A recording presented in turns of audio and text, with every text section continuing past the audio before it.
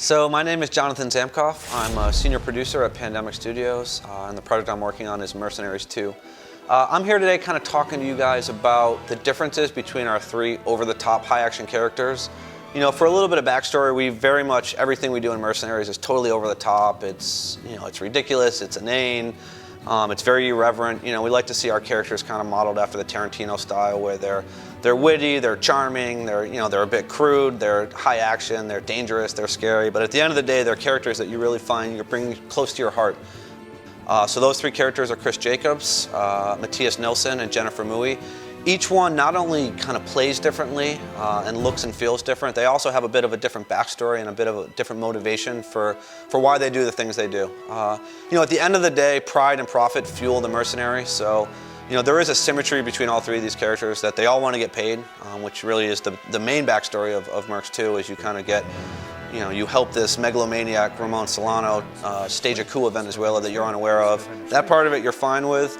It's the part where he pulls out a gun and shoots you in the ass and then doesn't pay you that pisses off each of our distinct mercenaries in their own way. But at the end of the day, again, even though they have their own kind of moral compasses and their own motivations, the central core of being a mercenary is that you always have to get paid because your reputation is on the line at all times. So Chris Jacobs is former U.S. military, big, strong guy.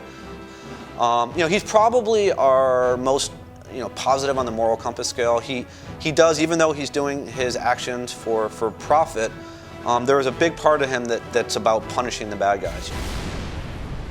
From a gameplay fundamental, we've given Chris more ammo, so from the kind of light RPG elements. For the player who wants to be a bit tactical, he's a guy who can take the average ammo clip, and his bumps up a lot compared to Jennifer or Matthias. So obviously, strategically, if you're somebody who likes to fire off a lot of round, if you don't like to go quietly into the night, Chris Jacobs is the character that you want to use. Matthias is obviously kind of the most charismatic and over-the-top character we have in the game.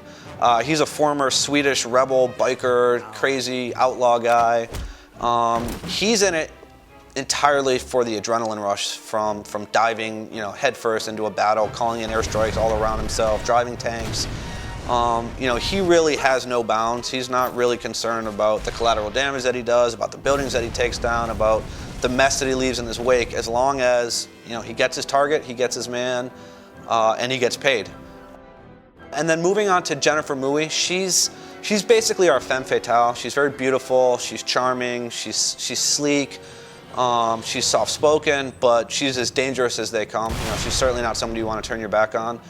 Her whole motivation is truly about the money. It's about efficiency. She has some instances in her past where she doesn't believe in trusting anybody, and the only person she's going to trust at the end of the day is herself. So the best way to trust yourself is to become, in her mind, smashingly rich. So, why use 20 bullets when you can use one? Why call in an airstrike when you can sneak up behind somebody and melee bash them and take them out?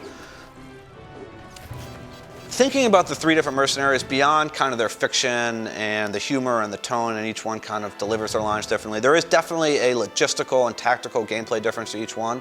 So as I mentioned, Chris Jacobs carries more ammo, so for the player who really wants to run and gun, shoot all the weapons in the game, drive around, really taking out everything in sight, Chris is probably your man.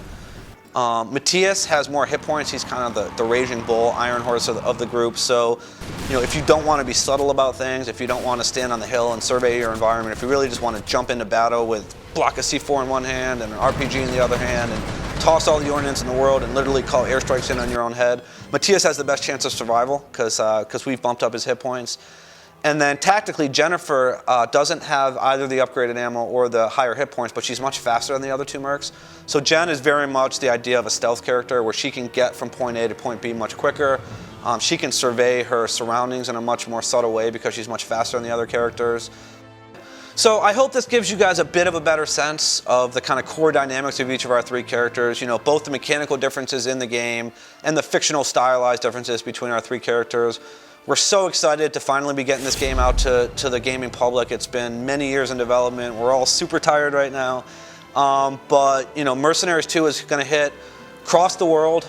It's going to be on store shelves in the United States August 31st on the PS2, the Xbox 360, the PS3, the PC, and then same SKUs in Europe on September 5th. So basically, we're just going to infiltrate the world with our Mercenaries badassness. We're so excited. It's been a long time in the making, and we think you guys are totally going to be jazzed that we took the time to bake the cake correctly, and we think we're sending out as a phenomenal game.